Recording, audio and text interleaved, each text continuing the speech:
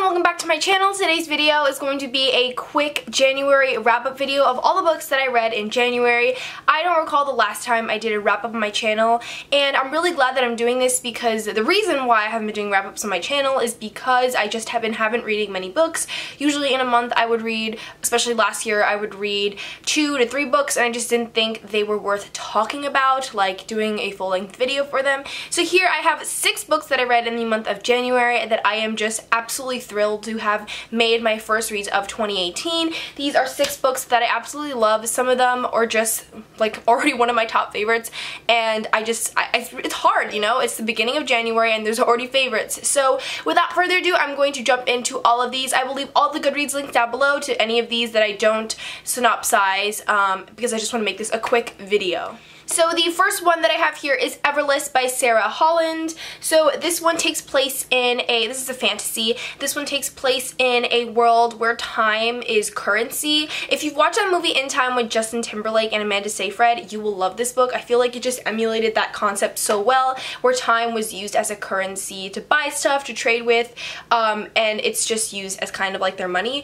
And the main character in this book, basically if you're rich, you have like the most time on your hands, you can live to be immortal. And basically in this book we follow a main character who used to work for this really rich estate, and that kept a lot of secrets and stuff, but because of an event she and her father were forced out of there. But now in her older years she has to go back to save her father, so she decides to go back, and it is just a whirlwind of just craziness, plot twists. I heard a lot of people compare it to Red Queen, and I can kind of agree, not in the concepts kind of way, but the way Red Queen, the story itself, was structured.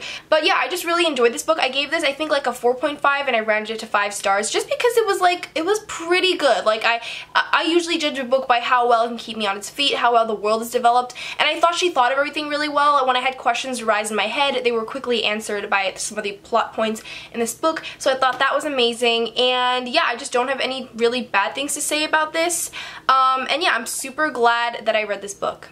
The next book that I have here is The Prince and the Dressmaker by Jen Wang. This book is a graphic novel, and look how beautiful it is. Oh my god, this is probably my favorite art in any graphic novel I've ever read before. This book follows a prince who secretly hires a dressmaker because he likes wearing dresses. He likes going out at night, putting on dresses, and kind of being a different person. This discovers just gender stereotypes. It just breaks gender norms, and I loved it so much. I think it's a very diverse read if you're looking for something different in your graphic novels other than just action and good art, I guess you would say. I love the color scheme, I love the art in this, and especially in this book where there are different dresses being made, I thought like this person like can be a fashion designer because damn, there's some nice ass dresses in here. But yeah, I just thought it was super cute read, super fast. I finished it in one sitting. Of course, with all graphic novels, they're super easy to read, and this is just a good book to have on your shelf. It's like a nice collectible. It has like good messages and morals, and it is beautiful. The next book that I have here is Long Way Down by Jason Reynolds. We read this for our December Diversify the Verse book, and I'm so glad we read this. This is our second Jason Reynolds novel of 2017, and I just love this one. Like, I loved All American Boys. It was amazing. It had such an impact on my life the way I thought, and this book had as well. I feel like he's just really good. I just really like his writing. I clash with his writing really well because it's just very like simple but so impactful. Like, I don't like very lyrical and intricate writing, but his writing is very simple, sometimes very humorous. He puts in his own kind of panache to it, you know, and yeah, it's just really good. This one follows a boy who basically his brother is killed, and he basically goes, it's kind of like a revenge story, and it takes place in over 60 seconds in an elevator. I believe it is 60 seconds in an elevator, and you have to read to see what happens in the elevator. I don't want to say anything, but yeah, a lot of things happen in this elevator that kind of, you know, speak to the main character, if he's doing the right thing, should he be getting revenge, and all that. It is amazing.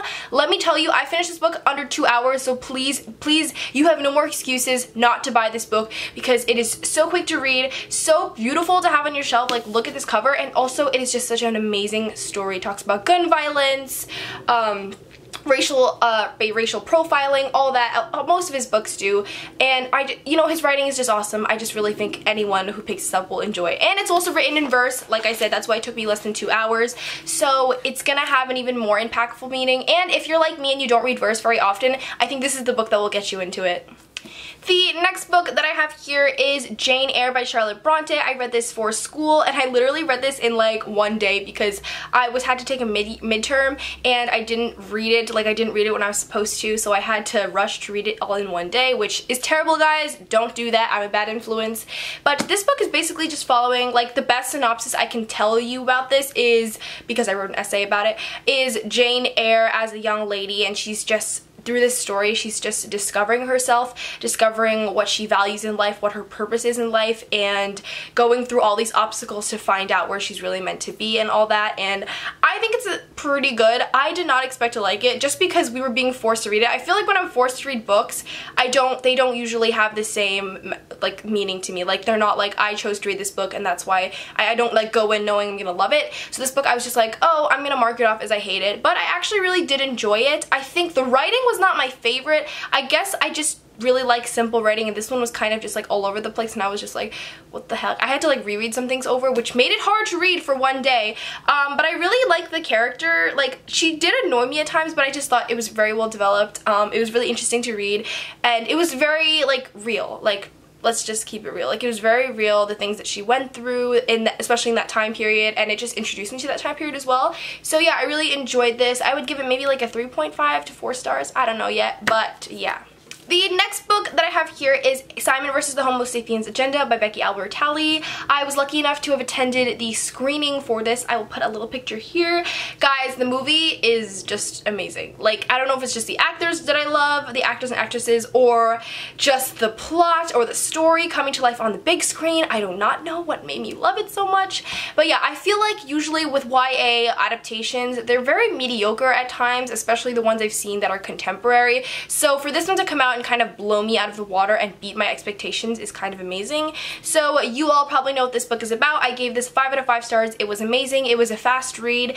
It was just very real, and I'm writing a book review on it now, and I think it just has an amazing message, and it's something that all teenagers should be like reading, should be like, you know, finding like acceptance is good, everyone has, you know, deserves to love who they want to, all that, and friendship and family, and ugh, it's amazing, and I love this book.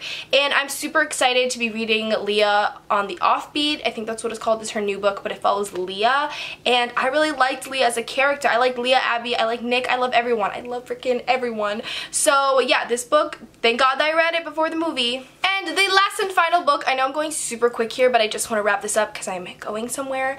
But the last book, favorite book of the month, probably the entire year, we will see in December if this still makes it on, mark my words. It is Scythe by Neal Shusterman. I pronounce this as Scythe, and I got a lot of hate for it, so I'm just gonna put that, it's Scythe.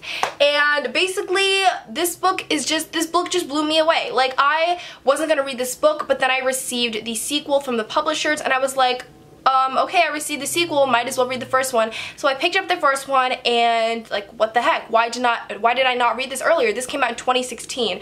So this book basically takes place in a world that is kind of like a utopian society.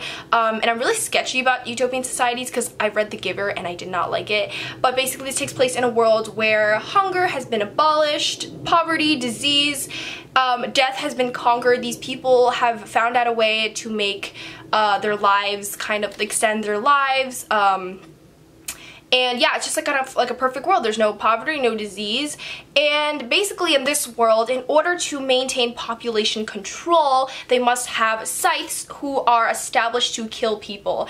And in this book, we follow the two main characters, Citra and Rowan, who are kind of battling to become, they are a scythe apprentice, but they are battling to become a scythe. So I just thought this was really interesting. If you like the Night Circus, the kind of like battle between the two knight circus. I think you'll really like this because it kind of follows the same thing where they're following their apprentices, they're following like their masters or whatever, and they're not allowed to like communicate with each other or whatever, and they just focus on their work, and I think it's super good because of that. So if you like that, I think you'll like it.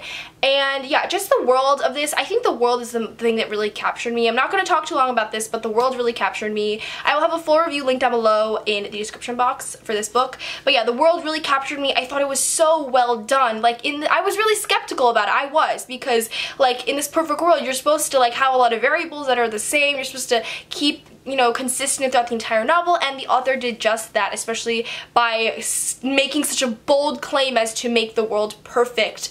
And I just thought it brought up a lot of like moral values in myself and made me really think about my values, as in like this book is a perfect world. Like, can anything really be that perfect, you know? So I think it also talks a lot about death, which is a huge thing, because would you rather live in a perfect world where people are killed off randomly, like the scythes just choose who they kill off, or would you live in a world where everyone has like an equal chance, I guess you could say? Not really an equal chance, but like you are, I guess people die because of disease, because of weather, because of different like factors, not just a person picking who's gonna die. So it's like, you know, it's like a really hard question. So yeah, this book just brought a lot in me and made me think so much that I love it so much. Okay guys, we got to the end of the video. Those are all of my reads in 2018 January. I thought they were like pretty good. Most of them were like 4 stars and above. I don't think I gave anything like a solid 3 stars. But yeah, that's all for today's video, guys. I hope you guys see you next time on my next video, and yeah, bye!